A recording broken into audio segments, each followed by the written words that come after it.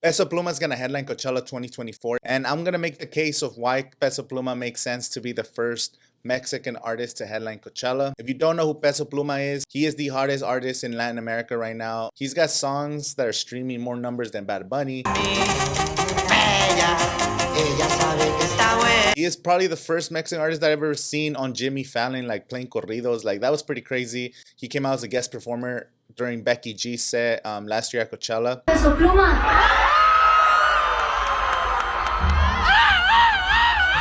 Call It a debut album, features some of his favorite artists, including Nathan Elcano, Gino H. It became Spotify's all-time streamed regional Mexican album in one day globally. Performance led to Peso placing a historic 25 simultaneously titles on the Hot Latin charts dated July 7th, breaking Bad Bunny's record of 24. The momentum that this fool has is crazy. I've never seen anything like this. Or call it whatever you want, corridos verdes, tumbados, bélicos, because at the end of the day, it's Mexican music. And that's what I love about it, because corridos have a negative stigma that is related to the problems that Mexico has with the drug cartels. Yes, a lot of these songs, they glorify those kind of organizations, the violence that goes on. You don't listen to this music to like glorify that kind of thing. The way they word it, and like, it just sounds really cool. So I know some people, you can let me know your opinion in the comments, but I just love corridos. Regional Mexicano is technically the genre that all these fall under. Norteño, banda, Sierreño. It's global now. Performing at Coachella with Becky G was eye-opening for him, and he hopes to return to the festival next year to perform his own set. His manager says that's already in the works, along with U.S. stadium dates in 2024, more collaborations with Latin artists, and eventually recording in English songs with big names in the hip-hop world. And right now he's doing a tour, performing at smaller venues like, the YouTube Theater, Acrisure Arena. He's going to be performing at the Honda Center. Coachella is perfect for kicking off your tour. Fresh year 2024. The lineup is going to drop in January. You'll start seeing Peso Pluma's name on there. The performance is going to be live streamed to millions of people all over the world. There's going to be people talking about it. Like, when the lineup drops, you're going to talk about it and make articles about him. That's why I think that he's going to be a headliner. Coachella is looking for ways to be the catalyst for best music in the world, and that's what they've been doing. They get the top artists from all over the world, no matter the language. Now they're capitalizing not only on giving the performance and the people that go to Coachella, 250,000 people that are actually at the festival, but their biggest audience is online, and that's something that people don't realize. Yes, going to Coachella is a magical experience. Oh shit, I have a whole channel dedicated to talk about Coachella and the experiences that we had there. But at the end of the day, it's a business. And their partnership with YouTube is one of the catalysts that has helped them grow over the years. The programming that Coachella has, you have 150 artists, you have multiple stages.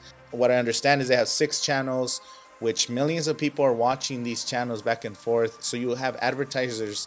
I think last year there was more people watching Big Sean than they were watching Harry Styles. So Harry Styles was on the main stage, and Big Sean was performing at the Sahara tent that same night. And I think they said there was more people watching Big Sean versus watching Harry Styles. However, there was way more people, millions and millions of people watching Harry Styles online. They have more of a younger audience that can't afford to go to Coachella, or they're from other parts of the world.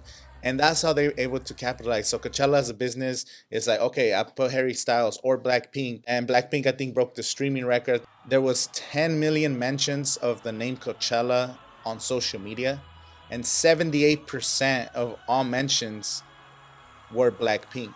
7 out of 10 mentions online, people were talking about Blackpink because they have such an online presence.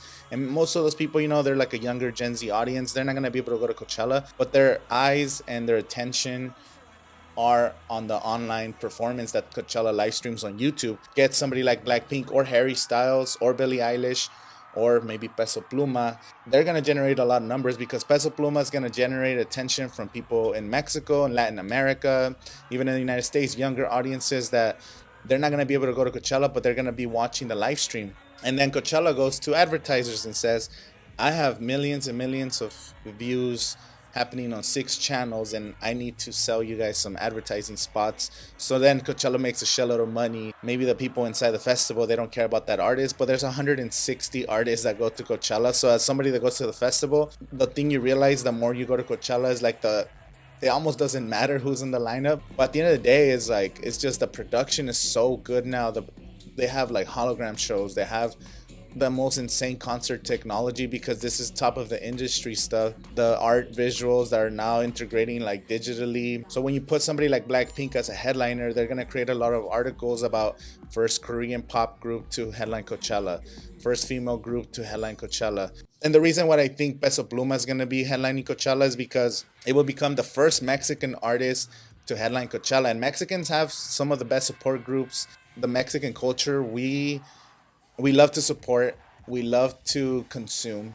Peso Pluma being the first Mexican to headline Coachella is going to bring so much attention to the festival. Coachella has a safety net, which they've been implementing the last 3 years. You have the returning to the desert slot. You play it safe by bringing Calvin Harris to close out the night. Universal, everybody loves Calvin Harris. We love a good DJ set at Coachella. Of course, Coachella is so smart. Now they bring in a fourth headliner to fill it in. So if you have Peso Pluma performing, maybe he doesn't even close it out, and then you have a returning to the desert, David Guetta or Daft Punk, or maybe a band, Rage Against the Machine, or who could be returning to the desert. Let me know in the comments who you think is going to be. I'm thinking like David Guetta, maybe Tiesto. All this creates brand awareness for Coachella, because we're in an attention space now. Everything is about attention. Can you squeeze the most out of this opportunity in an online world, while also delivering on a good performance live? Peso Pluma coming to Coachella next year. He basically confirmed that it's in the works and following a stadium tour. If he is headlining Coachella, you expect tributes to Mexican music and culture. Maybe they're gonna do some Banda Recodo stuff, some Vicente Fernandez, some guest performers. Nathaniel Cano will probably be there.